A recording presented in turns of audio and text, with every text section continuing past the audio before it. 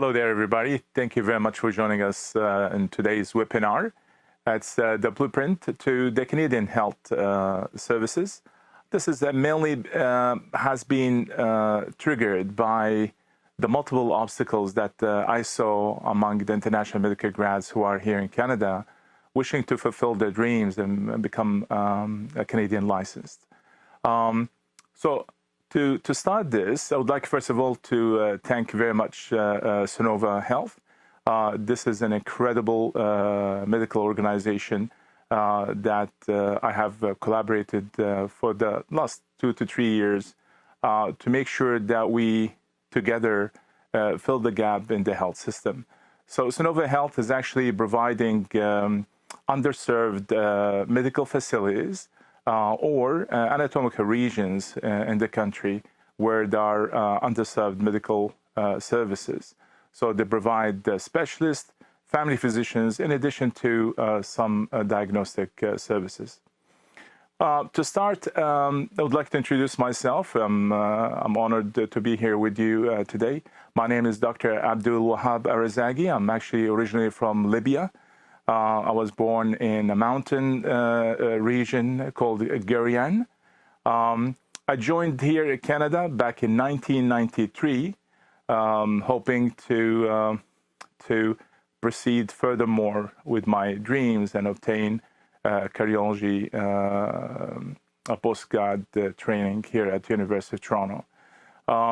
So I came here in 1993. I joined the University of Toronto for the internal medicine program, followed by the cardiology subspecialty training program.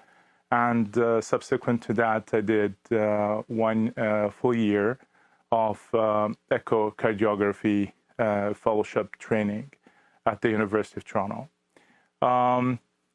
Of course, we are here transparent, so I'd like to reflect to you my experience. It wasn't the easiest, so I don't want any international medical grad coming in think this is going to be very easy to perform. It's going to be the path of flowers and birds around you. No, it's actually going to be hard. But us medical doctors should be a little bit tougher, know how to solve and resolve problems along the path. So this is one of the fuel that you should actually really have is the self-confidence, and you have to be very, very resilient about achieving your goals. The best example I can give myself as one, I'm an international medical grad myself, and coming in here and achieving what I did achieve was, as I mentioned, full of obstacles. I did, when I first came in here, I had to do other jobs that I never thought that I will do, just so I can support myself financially along the path. Example of that, I did actually work at window factories for many years, and actually I made very good windows, by the way. Additionally, I worked at a call center, made hundreds of phone calls daily. This is actually giving me or empowering me that there's no an alternative path for me. I just here to do my postgrad training, and I will eventually reach that goal. And I'm very grateful to God that I was able to do that. What I would like to indicate, it is important for you to know that in order for you to be successful in achieving your goal, aside from the inner self control and inner self motivations that you actually have to bring along the path, you have to make 100% sure that you're actually surrounded by the proper group of physicians and IMGs, people that only going to encourage you to achieve the goal. I do hear that quite often. People coming in, hasn't even been for a year in the country, is already complaining, this is too hard for me, I don't think I'm going to be able to do that, this and that. And unfortunately, they started doing different work than what they had originally planned, and they continued with that work, ignoring medicine altogether. I'm not saying anything negative about the different jobs, but you are a physician. The country really needs them for physicians. And it's hard for me to see a thoracic surgeon coming in here fully trained, and then he become a full-time grocery store manager. A plastic surgeon who's actually a very skilled one opened his own pizza store. I don't. Maybe they are financially successful, but I know deep inside their heart, I don't think that's the dream that they thought they come into Canada for. So no matter what kind of job you did along the path, remember, this is only to give you the financial security so you can be able to achieve your goal. So having that group of IMGs or doctors around you that remind you of that target and push you forward to it, this is the right group to join in.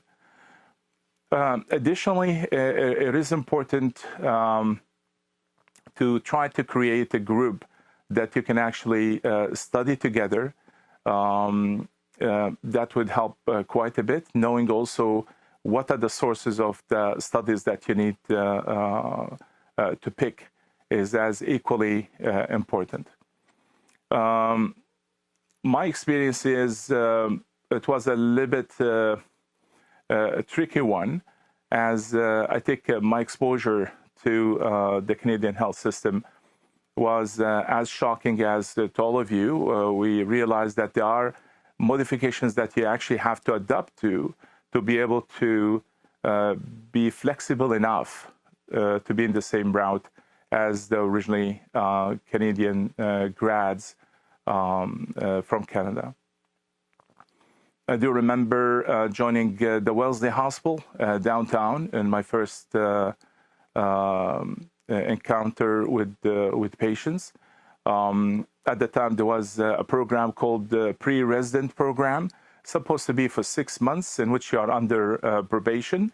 So you actually have to be supervised indirectly by a senior medical officer in the group, who can be able to review your history, your physical exam, your prescriptions, and confirm that everything is done proper.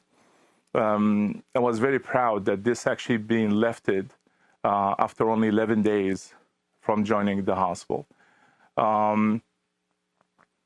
One thing I was aiming for, whatever rotation I do, is to try to do my best to impress the senior staff and obtain a reference letter.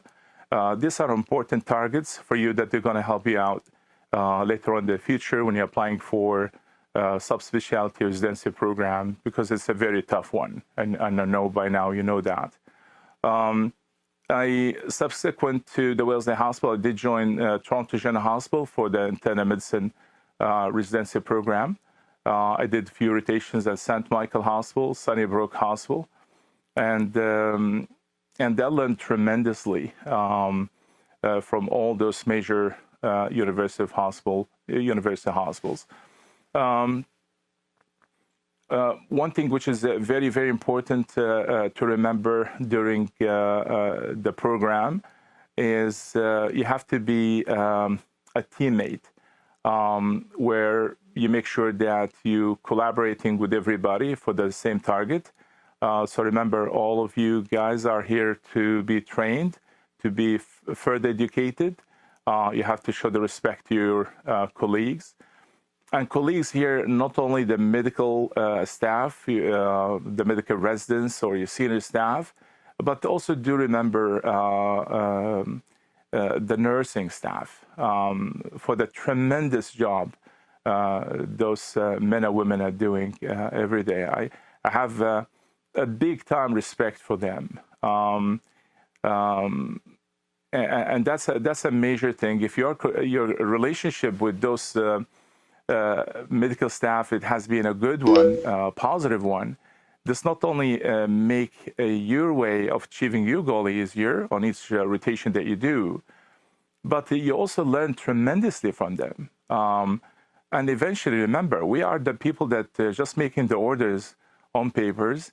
but there are the men and women who actually make those orders a reality by checking IV rates, by mixing the right proper dosing for a patient, for keeping an eye on the patient, the sick ones specifically in ICU and CCU. So I really admire those men and women in our nursing staff. On the other hand, I did have some colleagues who encounter problems, disrespecting some of the staff, and unfortunately they ended being kicked out of the program after 2 years of training. So please remember that. Everybody coming in with specific goal. So let's make that much easier for everybody so they can achieve those goals. And the winner here is always the patient. So remember that. One of the other advices that I would like to advise is it is crucial for you to know how to present yourself, how to introduce yourself to others, and also how to present overall in medical rounds and in grand rounds. This is very, very essential. I find that we have a bit of a deficiency in that from back home and coming in, joining such big programs like the programs at University of Toronto. You have to be up to the level. So that's important. I don't think you need to go to seminars and lectures to try to improve yourself. It's just a matter of you being a self-training and self-directing. What I'm doing wrong, how's my voice is, what my pronunciation is. And one thing I learned, remember, when you are presenting something in a grand round, I think you are the most knowledgeable person. And that was a very, very major point that I actually self-learned. Yeah, you are given information on specific disease or topic. But remember, you have reviewed the literature. You've done your the background literature check thoroughly. So you are the most knowledgeable person in that hall, in that conference room. And that should take away any fears while presenting.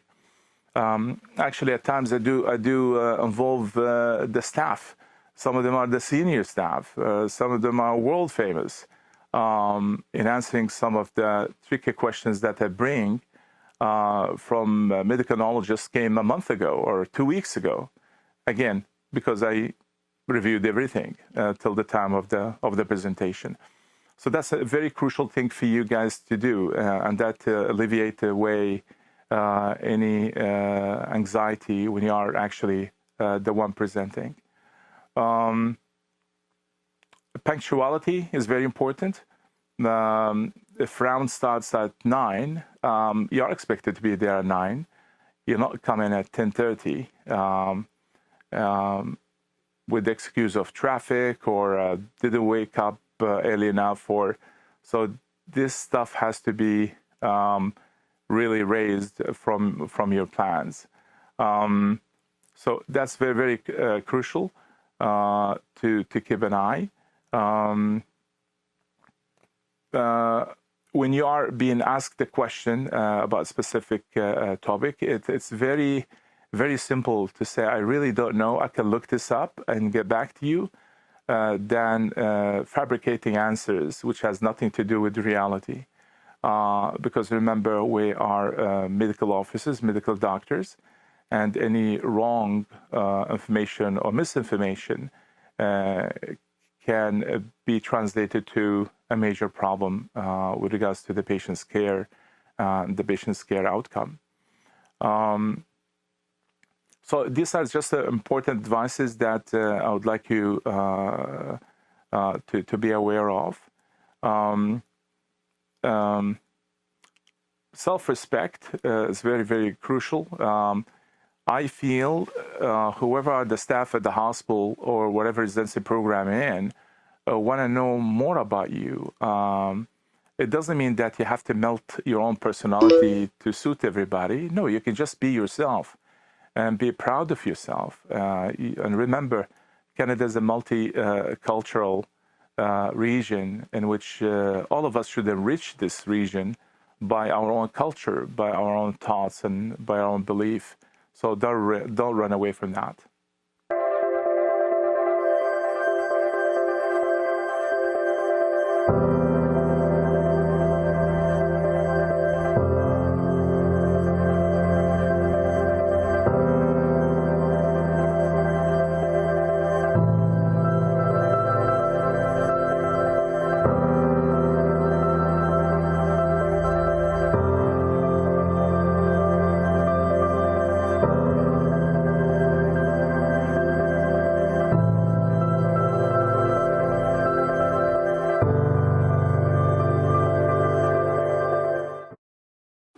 Welcome back.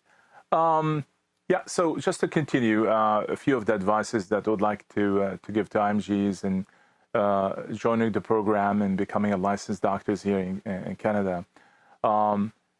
It looks that you cannot really emphasize this more. It is very, very crucial for you to know that the more medical knowledge you know is the better. So being a respirologist, a cardiologist, a gastroenterologist, it doesn't mean you can't manage iron deficiency anemia or you cannot even diagnose it. I don't think that looks so great. Having 7 years of medical school followed by 4 years of post-grad training, and then you face a case with thalassemia in front of residents and you didn't even know the diagnosis.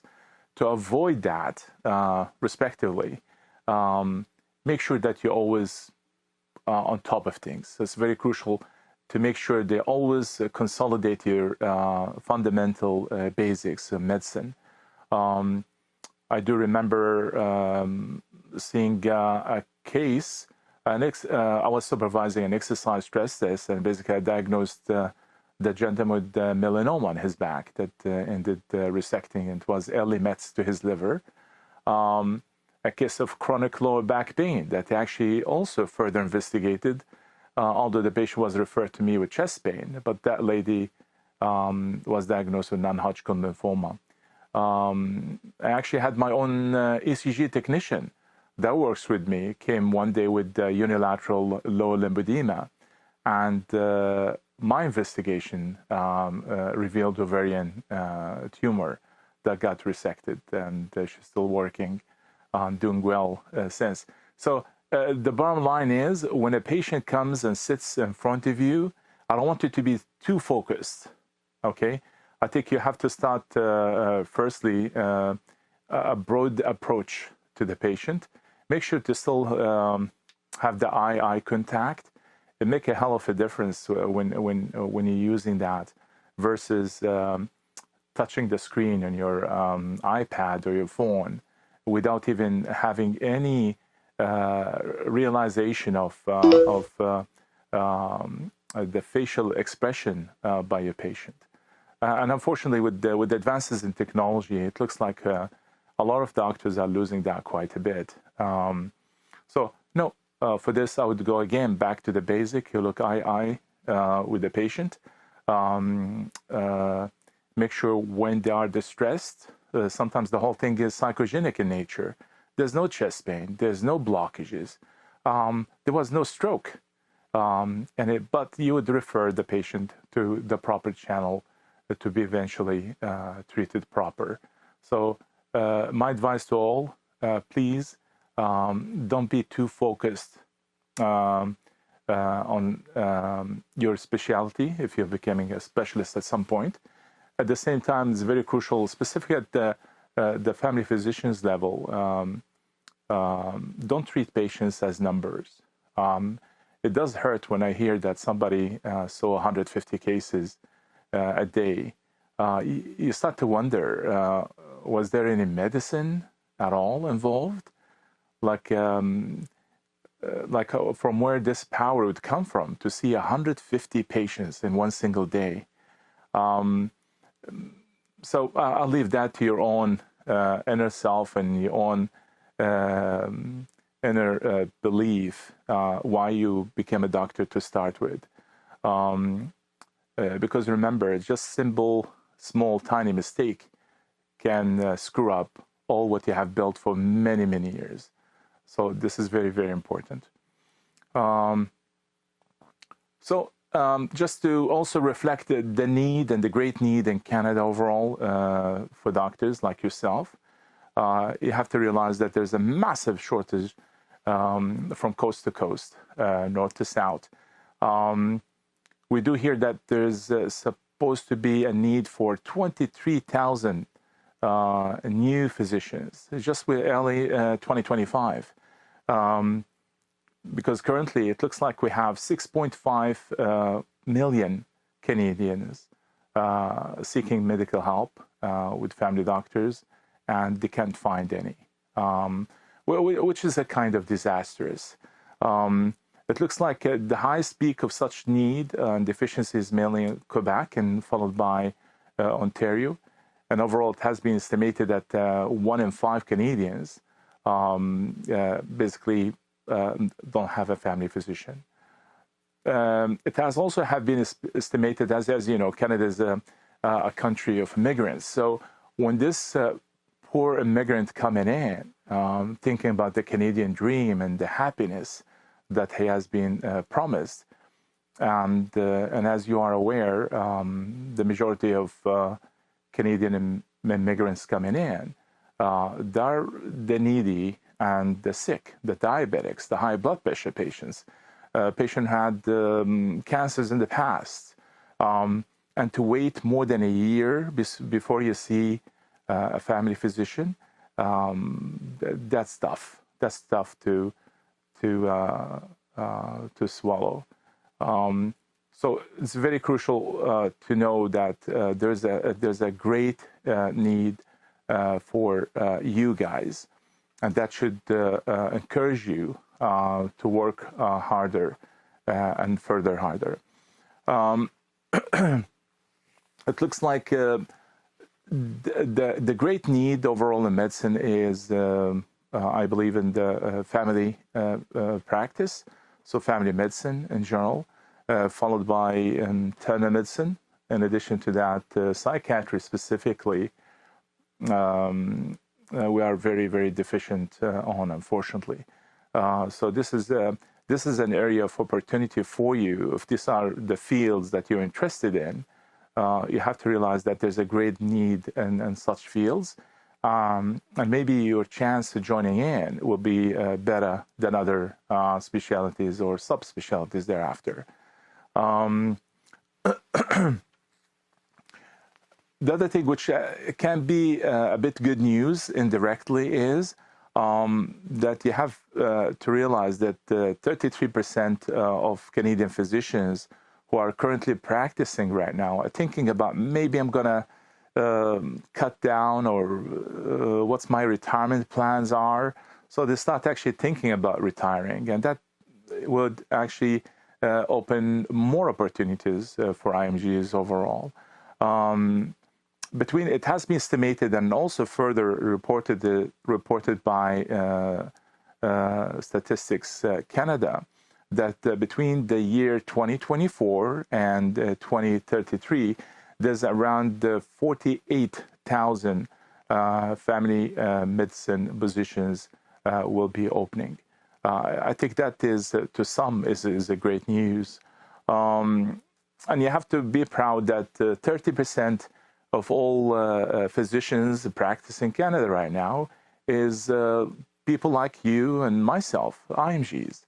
So this is very, very crucial to be aware of. It's not impossible, except what you think it is. The hard work, resiliency, and the proper preparation, you'll get things done. I'm sure about that. One caveat there on the side is, I think the salaries here is not bad at all compared to other countries. So average family physician can take home anywhere between $300,000 to $350,000 annually. That's not bad at all. Of course, we're not going to mention anything about taxes, but still, overall, that's a good income that actually make your life somewhat laxed, at least financially, doing so. So what we're going to do now, we're just going to take a very quick break. I'm just going to have a couple of sips of coffee and come back to you. See you shortly.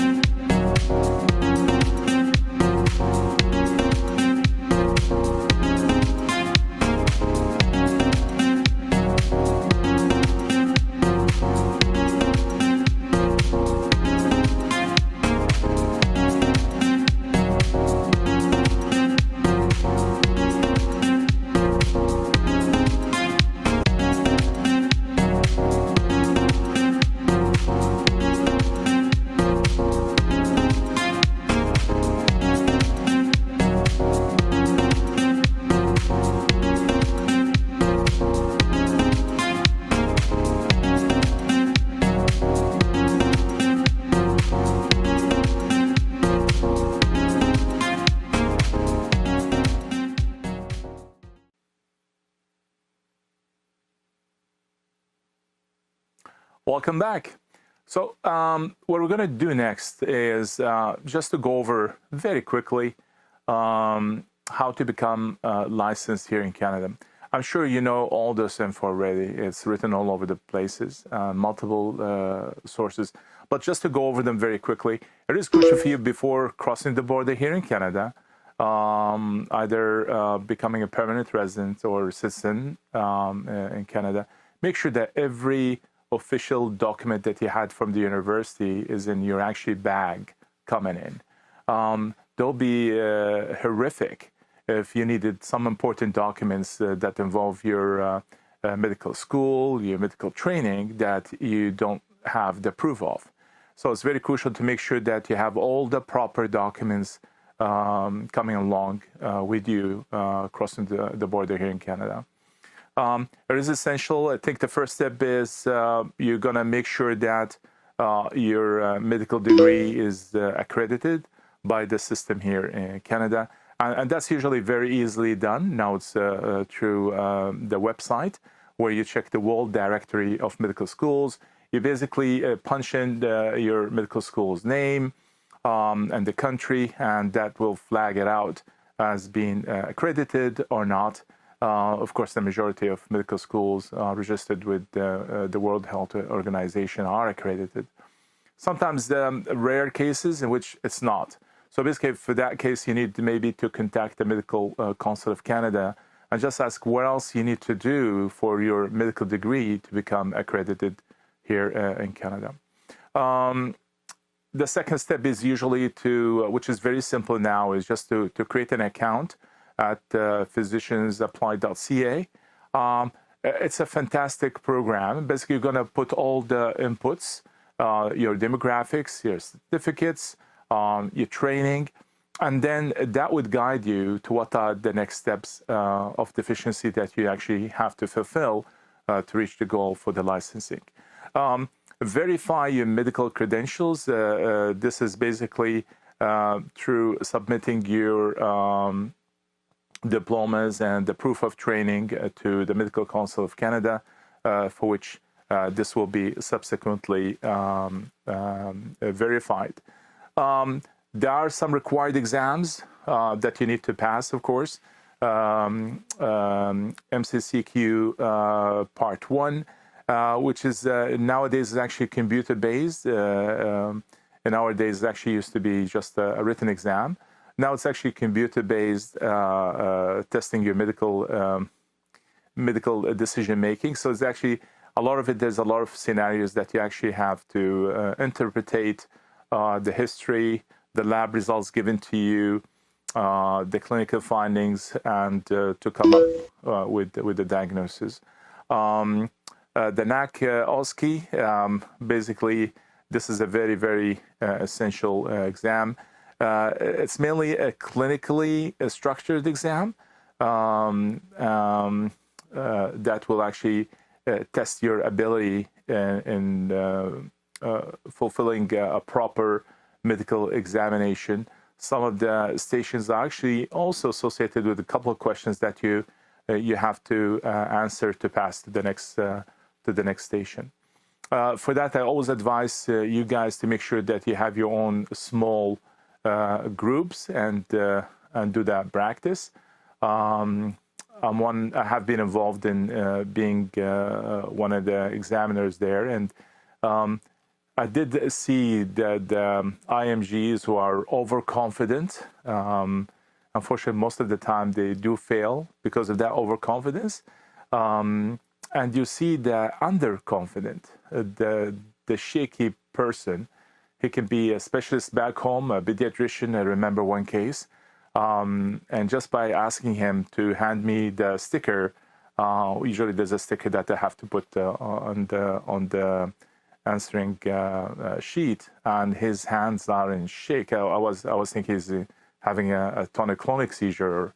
So it's very, very crucial to make sure to get that first exposure among yourself, so everything will be neutralized and then become part of normal. Although never going to be normal, but at least it sounds that way. So that's very, very crucial. When I say overconfidence, I do remember a very interesting scenario.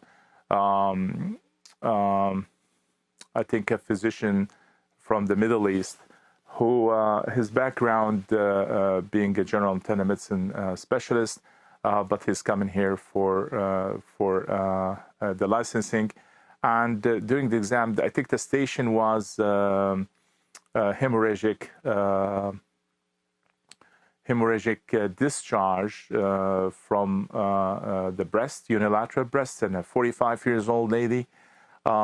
And of course, you're going to follow up step by step the approach. You're going to take the history, do exam, then we're going to put some differential diagnosis. But suddenly I was shocked when that physician indicated to the patient during the exam that I'm 100% sure you have a breast cancer.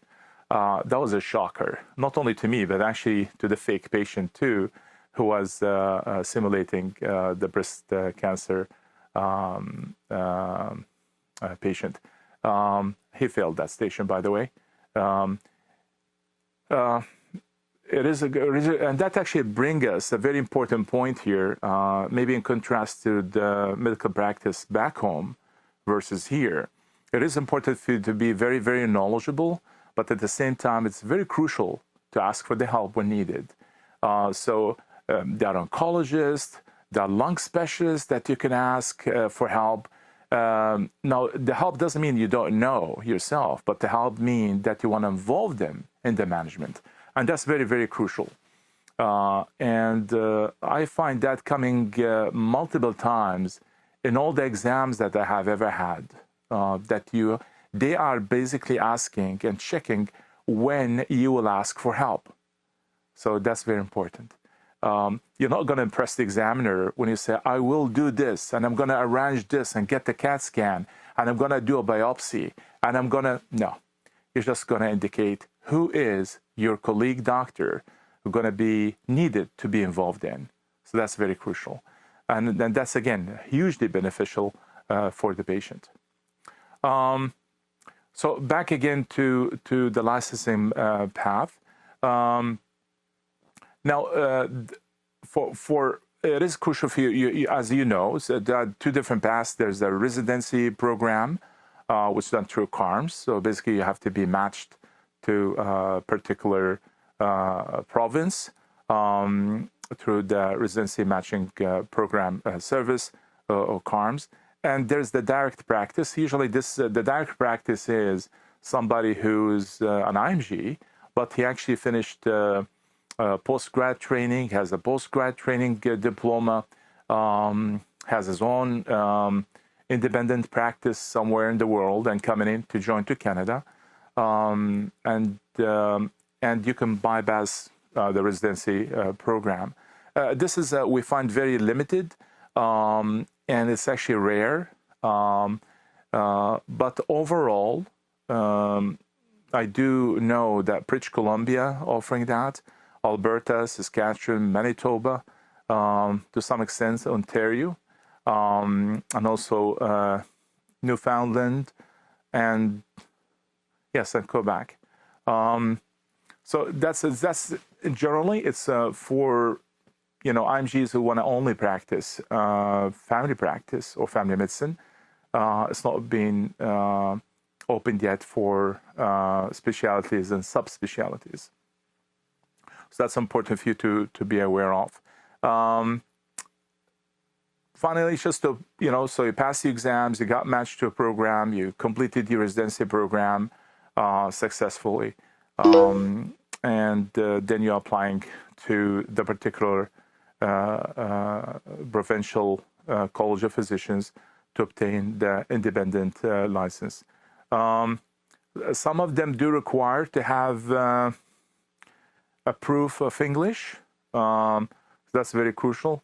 Canada receives people from all over the place, so it's very crucial to make sure that your English is good enough to understand and express yourself mutually between you and your patient. I do remember a case where actually I was a senior resident at Toronto General Hospital and had the night call, tough one as always. And I've seen a case, I think a bronchogenic carcinoma, who presented with cachexia-looking hemoptysis, and I did provide this case to one of the medical clerks, who was interestingly Canadian-born, University of Toronto, Faculty of Medicine, second-year medical clerk. Without, of course, going to her background from where she originally came from, but I wanted her to present the case to me. It was, I think, around 1 o'clock after midnight, and the whole team in my team was attending, and we could not make a sense to 2 sentences in a row. Her language was so crude and so harsh and tough to understand. So unfortunately, I did recommend that she should have linguistic training, and that has been agreed by the Dean of Medicine the following day, because I did actually ask her to present the same case to the morning report rounds that we usually perform at Toronto General Hospital. And everybody was shocked because they could not understand what this lady trying to say. So you're going to find these rare cases from time to time. If anything, that's just a proof to you we're all human beings, born in Canada or born God knows where. You do want to make sure your English is good enough to hear the patient, hear the complaint, and express your management to them. Otherwise, the management won't be proper, won't be complete. This is very, very crucial to remember.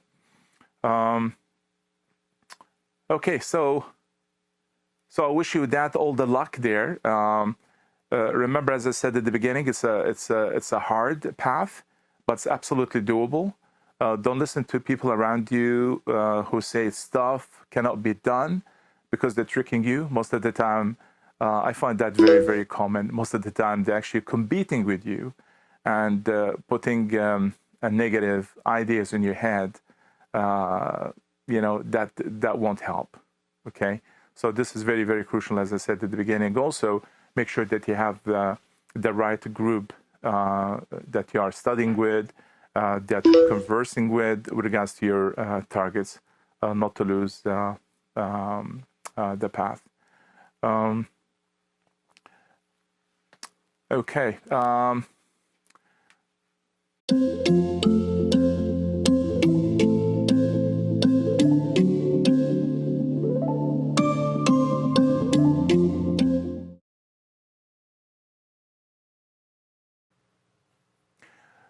Welcome back again. So in this sector, we're going to go for Q&A, get those questions, the tough ones, okay?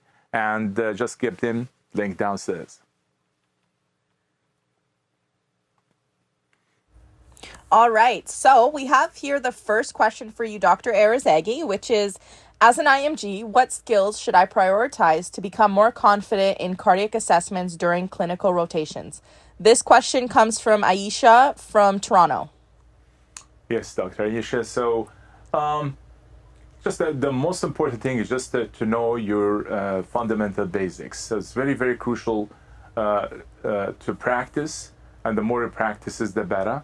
How to obtain, of course, blood pressure, how to collect the pulse, how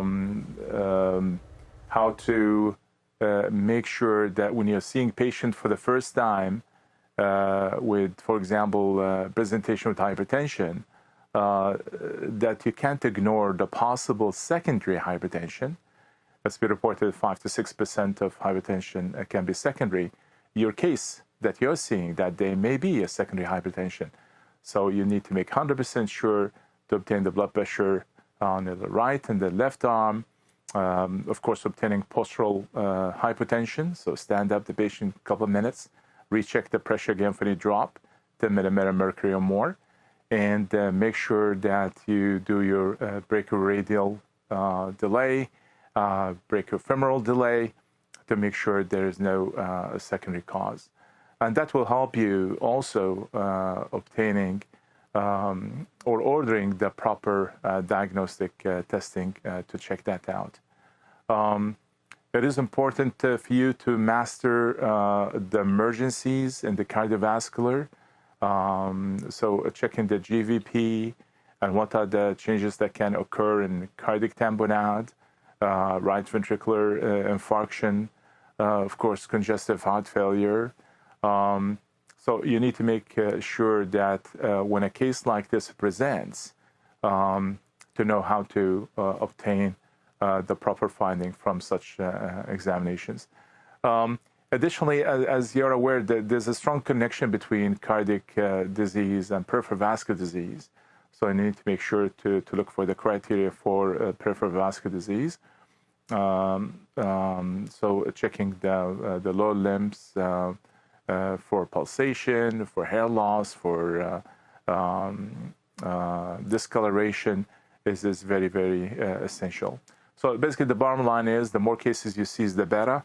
You're going to need to practice sometimes in normal cases, assuming that you have abnormalities, if you haven't been lucky enough to face such cases. Knowing your murmurs is very, very crucial to know from where to obtain the maximum intensity, where such murmur should refer to. Is very important. You have to know how to do dynamic auscultation because that can deviate away your original diagnosis to a different one, depending on the cases. Example, mitral valve prolapse or hypertrophic cardiomyopathy. So this is very, very crucial to remember. And I think the more patients that you see, the more you're going to be mastering such clinical exam maneuvers. Yep. All right. So for the next question here, we have Daniel from Chicago who asks, what are the most common mistakes learners make when interpreting ECGs, and how can we avoid them?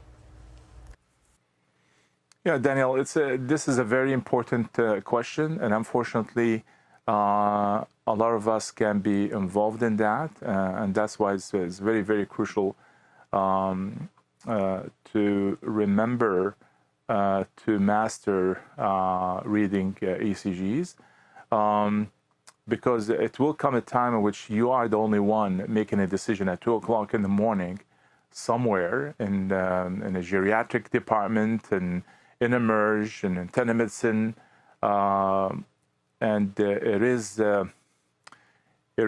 terrifying if you weren't able to see a diagnosis which is easy to diagnose, but you missed it.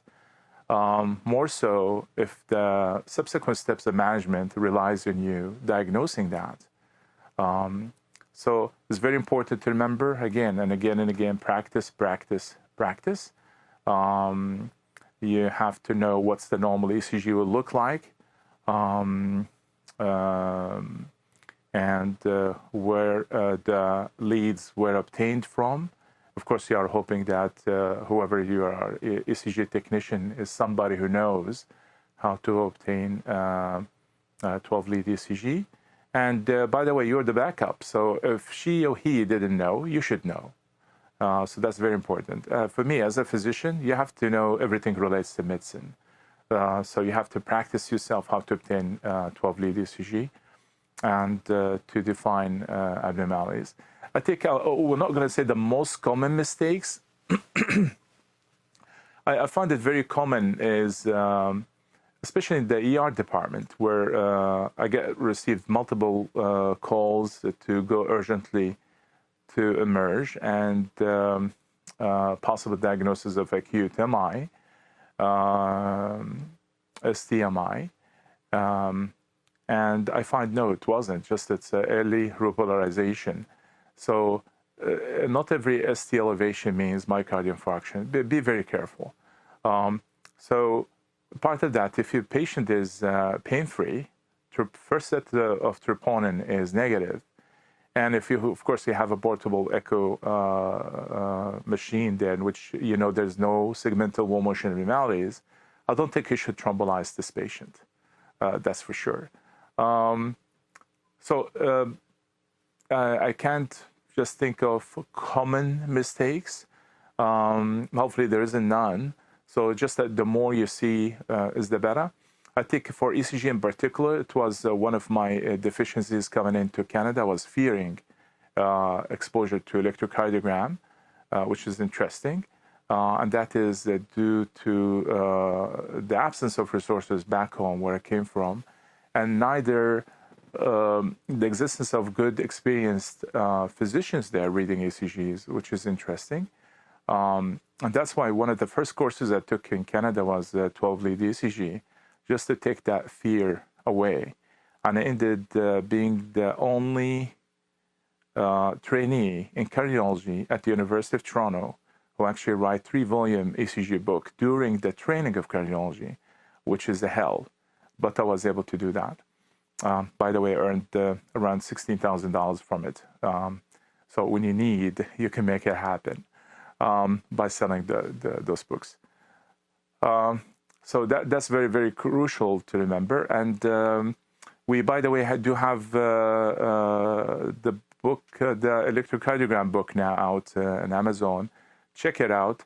It does reflect real life experience. It has the basic and the clinical application to it. And I did sum up a lot of medical scenarios and what you're going to expect the ECG would look like. And hopefully with that, you're going to earn confidence that you can actually manage the patient and you know what you're reading. Okay. Wonderful. So we have a question in from David from Winnipeg, who asks, what Canadian clinical skills do you think IMGs struggle with the most? Yeah, that's a very, very good question. Thank you for that. I think the difference I feel strongly between our back home training overall compared to the North American in general, US and Canada, is the early exposure to patients occur way early in North America compared to back home. So you come in, you lack tremendously an encounter with patients compared to your classmates from the US or Canada. As you know, they do have the clerkship where they are, seeing patients, taking history, history interrogation, differential diagnosis already entertained quite early on, and that will give them a lot of confidence compared to us coming in. So knowing that deficiency, it is important for you to basically fill that gap and just get way more exposure As the more patients you see, the more you learn and the more confident you become. For me to overcome such obstacle, I was all over the place. I was volunteering in the clinics, attending with doctors, attending sometimes pharmacies just to be able to recognize the medications names and the dosing compared to what we got back home. And that did help to give me a bit of confidence coming in to the system here. But that's a major deficiency I found. So it's very, very crucial to try to fill that gap. Yeah. Thank you for answering, Dr. Arrazaghi. We're going to jump into this question from Nithya from Edmonton. Do we really need Canadian experience to match, or are there other things that count just as much? I think the fair answer to this is a big yes. You do require to have some form of Canadian experience. Remember, the big point that you have to think about is you are competing against multiple candidates. So you have to really shine out as I'm the one, take me. By doing that means that you have fulfilled those basic requirements, one of which is the Canadian experience. And of course, by the way, this is one of the most difficult things that I actually faced when I came to Canada, because it is easy to say but hard to do, to actually to find somebody who can be able to grab you in to join his practice or join him in the hospital and supervise you or teach you. And that's why I made it a long-term commitment for me to help international medical grads. I did this during my core internal medicine training at the University of Toronto, at all the major 3 hospitals, in addition to after my postgrad training is completed and specialty certifications received. So I always do accept IMGs to be part of my practice. Not only so, I actually pay them to be with me instead of the reverse. So they don't pay anything. We actually pay them a monthly salary. They're actually on my payroll while they are at the same time in training. Now, the important thing is, from my side, is as long as it's a supervised training, so I'm there with you when you're obtaining the history, when you're doing the physical exam. We discuss the differential diagnosis, your management plan, your interpretation for 12-lead ECG. I give you a few quizzes to try to answer, and request your involvement in some of the research that I'm involved in, and writing interesting cases and help you publishing that. So this is a very, very important thing for you to fill in, to be able to have a better opportunity getting accepted into any residency program. You basically have to show that you've been busy. I do remember my interaction with Dr. Jerry Tenenbaum, who is the director of internal medicine, University of Toronto, back in 1993 when I first came to the country. I was interviewed by him, and he did ask me how long you've been in Canada for, and I told him it's been around 2.5, 3 months, and he was indicating that okay, so what did you achieve so far from coming in? And I made him get shocked, knowing that I finished 3 different courses at the time. I was involved actively into an ECG course, and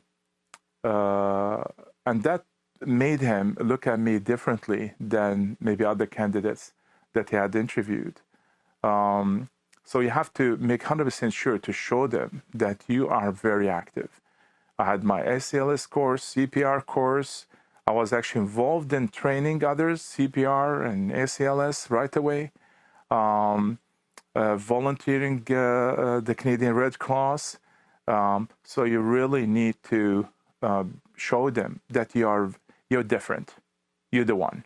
You're the one they're looking for, by all means. And I was happy.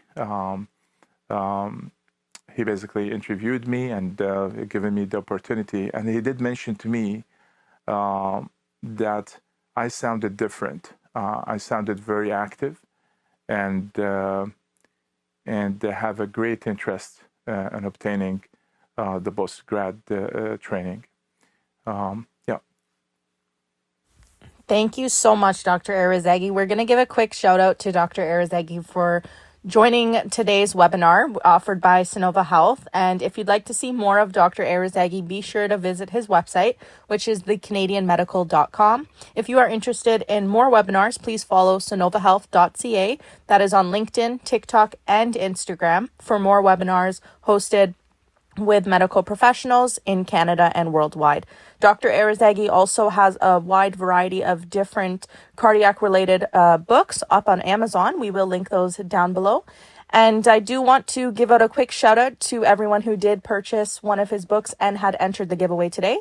Thank you, Sherry, Michael from Montreal, Aaron from Mississauga, Daniel from Vancouver, Nora from Calgary, Kevin from Halifax, Fatima from Ottawa, Jason from Winnipeg, and Linda from Chicago, Omar from Houston, Texas, Sophia from Miami, Brandon from Seattle, Hannah from Los Angeles, Armand from Phoenix, Arizona, Maya from Boston, Massachusetts. We also have Layla from Dubai, Amina from London, UK, and Raul from Mexico City. Now, be sure to tune in till the end of the webinar, which we will be announcing the winner of the $2,000 giveaway. And if you are an IMG out there and you are located in the GTA region looking for clinical practice or observership opportunities, please visit Sanovahealth.ca. We can connect you with Dr. Arrazaghi or physicians alike to help you to gain more medical experience and reach your goals faster. If you are a physician watching this webinar and are interested in Sanova Health's cardiac diagnostic services offered in walk-in and family physician clinics, please shoot us a message at contact@sanovahealth.ca. Or you can also direct message on LinkedIn. Thank you guys for tuning in, and we hope you have a wonderful week.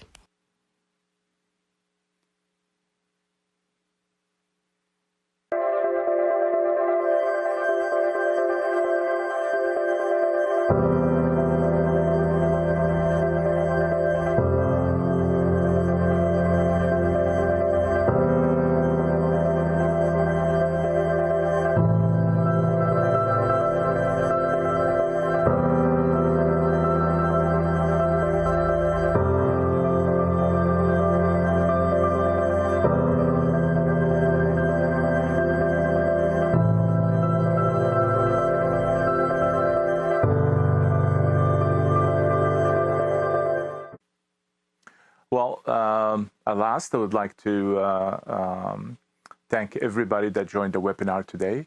I'm looking forward for more webinars to discuss various matters in medicine, both practical inputs, perils and obstacles, and how to remove them from your pre-residency program, or residency program, and also in the post-residency program, when you're in real life practicing with your own practice. Thank you very much to the staff here coordinating the webinar today. Special thanks again to Sanova for the collaboration with Arrazaghi Medicine Professional Corporation to make the event happen. And looking forward to see you all again. Take care. Thank you once again, Dr. Arrazaghi. And we are going to be announcing the winner. It is Aaron Yilliz from Mississauga. Congratulations. You are the winner of the $2,000 giveaway. Congratulations, Aaron. We will be messaging you shortly on the next steps. Thank you all so much, and we look forward to seeing you again in the next webinar. Bye now.